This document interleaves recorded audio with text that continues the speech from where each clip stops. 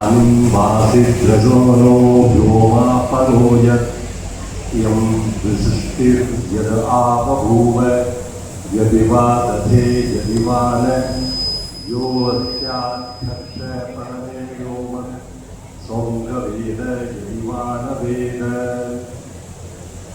बर्हापीडं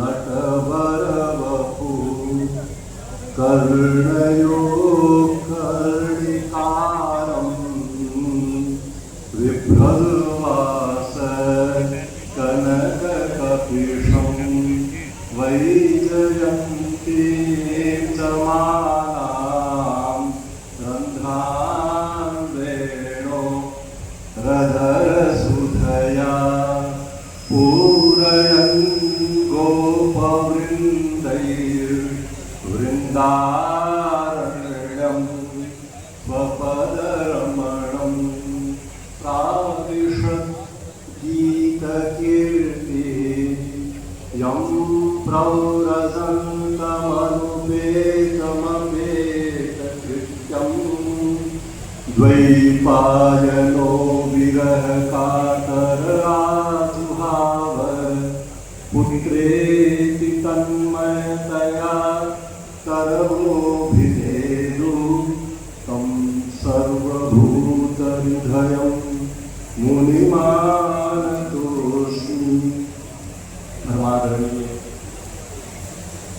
माननीय विधानसभा अध्यक्ष महोदय श्री वासुदेव जी देवनानी जी, कुलगुरु विश्वविद्यालय दीनदयाल उपाध्याय विश्वविद्यालय अनिल राय जी, मुरारीलाल जी महर्षि, इस संस्था के मंत्री और मंचासीन आदरणीय शशिकांत जी जोशी, आज का यह अवसर सनातन की उस परंपरा को एक और प्रवाह देने का छोटा सा प्रयास है।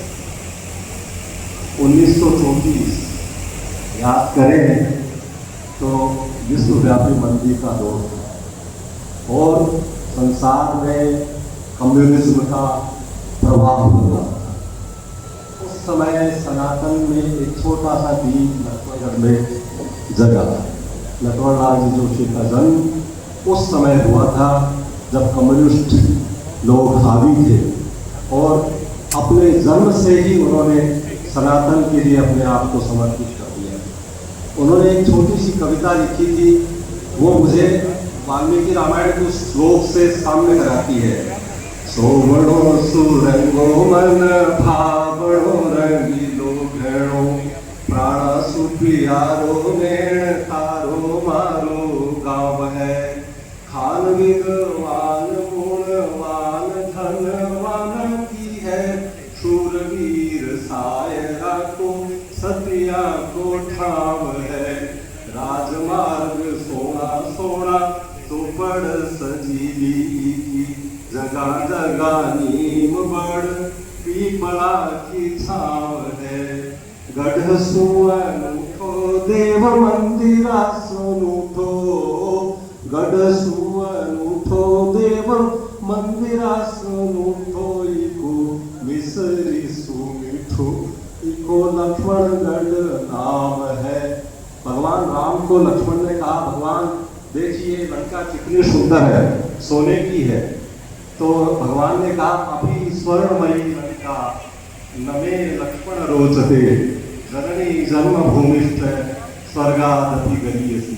1973 में राजस्व सेवा में पिताजी का सिलेक्शन हुआ, लेकिन दादाजी ने कहा, बेटा कि सरकार की सेवा करना अपना काम नहीं है, अपने का सनातन की सेवा करनी है। बचपन से संस्कार ही ये मिले। जब वो ऋषिकुल में पढ़ते थे 10वीं क्लास में, उन्होंने हिंदी में साहित्य रत्न किया, अंग्रेजी में एमए किया और संस्कृत में साहित्याचार्य किया, और जो नहीं किया वो व्याकरणाचार्य भी थे, वो धर्म शास्त्राचार्य भी थे, वो वेदाचार्य भी थे। और उस समय के महानतम उस समय के नहीं, सहस्त्राब्दी के महानतम संत करपात्री जी का उनको सानिध्य मिला। करपात्री जी के अलावा चारों पीठों के शंकराचार्यों के सम्मेलन में एक बार नहीं अनेक बार चतुष्पीठ सम्मेलनों में उन्होंने मंच को साझा किया। ये हमारे लिए, हमारे देश के लिए, हमारे राज्य और लक्ष्मणगढ़ के लिए गौरव की बात है। और मैंने उनके मुख से सुना, जब वो 8वीं 10वीं क्लास में थे, पढ़ते थे, तो गुरुकुल परंपरा थी।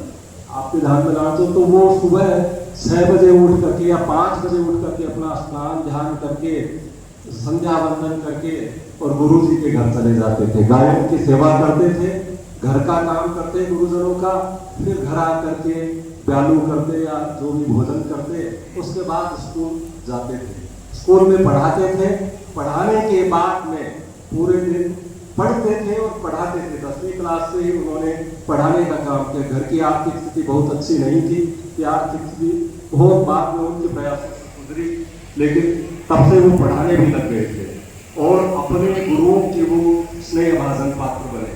उन्होंने तभी से सनातन को अपना आधार बनाया, सनातन उनका आधार बना। 80 वर्षों तक, लगातार 80 वर्षों तक उन्होंने हेमाद्रि संकल्प कराया। जो श्रावणी कर्म होता है, रक्षाबंधन का कर्म होता है, उसमें हेमाद्रि संकल्प का पाठ किया जाता है।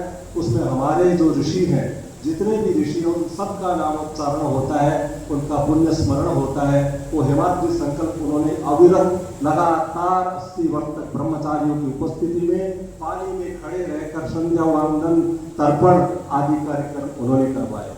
साहित्य सम्मेलन, इतने साहित्य सम्मेलन किया। कविवर मैथिली शरण गुप्त के साथ उन्होंने कवि सम्मेलन का मंच साझा किया। ये हमारे लिए गौरव की बात है, बहुत कम लोग जानते हैं। आरण्यक पत्रिका निकलती थी वेंकटेश समाचार मुंबई से, उसमें मैथिली शरण गुप्त, डॉक्टर करणी सिंह, पंडित जवाहरलाल नेहरू के लेख छपते थे। उस समय उनके संस्कृत लेख आरण्यक में छपा करते थे। ये 1950 से 60-70 के बीच की बातें हैं।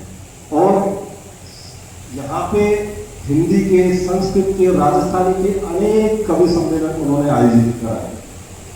वो विश्व हिंदी सम्मेलन में उन्होंने राजस्थान का प्रतिनिधित्व किया, हिंदुस्तान का प्रतिनिधित्व किया। विश्व संस्कृत सम्मेलन में माननीय प्रधानमंत्री इंदिरा गांधी जी के समय में उन्होंने विश्व संस्कृत सम्मेलन का भी प्रतिनिधित्व किया। वो माधव सदाशिवराव गोलवलकर के सानिध्य में रहे। उन्होंने उनमें कविता भी लिखी, मैंने आदरणीय अध्यक्ष महोदय को संप्रेषित की थी। गोलवलकर का भी उसको संघ के भी वो निरंतर, कौन सा ऐसा संगठन है जिसके वो संपर्क में नहीं रहे और अपनी सेवाएं उन्होंने नहीं दी। ऋषिकुल संस्कृत ब्रह्मचर्य आश्रम का तो उन्होंने स्वयं पालन पोषण किया ही, जहाँ पे सैकड़ों पीत वस्त्रधारी ब्रह्मचारी सुबह शाम अग्निष्टोम करते थे, वेदाध्ययन करते थे, वेद मंत्रों का उच्चारण करते थे। यहाँ के पढ़े हुए हजारों विद्यार्थी हिंदुस्तान भर में व्याप्त है, चारों तरफ फैले हैं। जैसा एक कहानी में सुना हमने, नानक ने एक अच्छे गांव में उनका स्वागत हुआ और एक बुरे गांव में उनको बहुत मारा पीटा गया। जहाँ मारा पीटा गया उन्होंने कहा बस जाओ, और जहाँ उनका स्वागत हुआ उन्होंने कहा उजड़ जाओ। वो उजड़ करके उन्होंने कहा गुरुजी आपने ये क्या, जो जिन्होंने मारा पीटा उनको आप कर रहे हो, बस जाओ, और जिन्होंने आपका स्वागत किया उनको करो बिखर जाओ। तो बिखर जाओ इसलिए कि आप अपनी संस्कृति का और परंपराओं का बिखर करके सब जगह प्रचार करो और ये दुष्ट लोग एक जगह इकट्ठे होकर के नष्ट हो जाए। ये उनकी भावना थी। उनके मन में सबके प्रति दया का भाव था। उन्होंने अपने विद्यालय में, संस्कृत कॉलेज में, उन विद्यार्थियों को प्रवेश दिया जो किसी भी जाति के, जहाँ जिनको किसी भी विद्यालय में प्रवेश नहीं मिलता था, परसेंटेज के कारण, आय के कारण या वर्ण के कारण। यद्यपि वो वर्णाश्रम व्यवस्था के सनातन धर्म की प्रबल पोषक थे, लेकिन उन्होंने ये जातिवाद का कभी सहारा नहीं लिया। जातिवाद से दूर रह करके सभी जातियों के कल्याण के लिए उन्होंने निरंतर प्रयास किया। मेरे गीत, उनकी कविता उनका जीवन दर्शन बताती है। मेरे गीत उन्हें दुलराए, मेरे गीत उन्हें दुलराए जो दुनिया भर का दुख सहते। मेरे गीत उन्हें दुलराए जो दुनिया भर का दुख सहते। पीकर गरल सदा मुस्काते, अंतर मन की व्यथा न कहते, मेरे गीत स्वयं घटा अमृत का प्याला, जिसने जग का जहर पिया है। ये उनकी स्वरचित कविता है। स्वयं घटा अमृत का प्याला, जिसने जग का जहर पिया है, अभिशापित रहकर खुद जिसने जग भर को वरदान दिया है। यो तो दुनिया में सब जीते हैं, पर जीना उसका जीना है जो औरों के लिए जिया है। जयतु भारतम, जयतु संस्कृत।